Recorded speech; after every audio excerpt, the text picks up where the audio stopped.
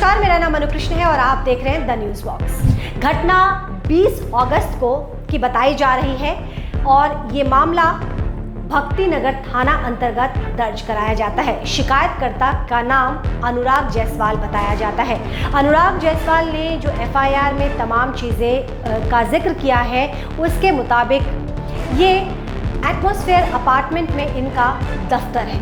उस दफ्तर से अचानक ही एक रात कई महत्वपूर्ण चीज़ें गायब हो गई। अब जो चीज़ें जो गायब हुई एफआईआर में उन चीज़ों का जिक्र है और हम आपको बता दें कि उन्होंने बताया कि tablet, wifi router, pen drive और केबल, इन तमाम चीज़ों की चोरी दफ्तर से हो जाती है।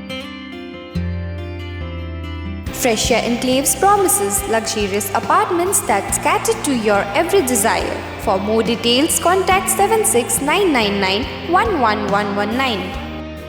और आज के डेट में आप वाईफाई की बात करें, राउटर की बात करें, टैब की बात करें, इन तमाम चीज़ों में हम बहुत सारी महत्वपूर्ण चीज़ें रखते हैं, बहुत सारे डॉक्यूमेंट रखते हैं। ऐसे में इन चीज़ों का चोरी होना ये काफ़ी परेशान करने वाला था।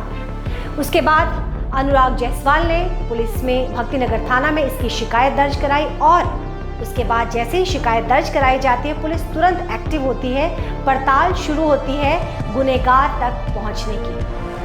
अब पुलिस अपने सूत्रों के हवाले पर, जैसे आप कह सकते हैं कि पुलिस के रडार पर वैसे तो बहुत सारे लोग होते हैं, लेकिन असली व्यक्ति कौन है उस तक पहुंचना ज़रूरी होता है।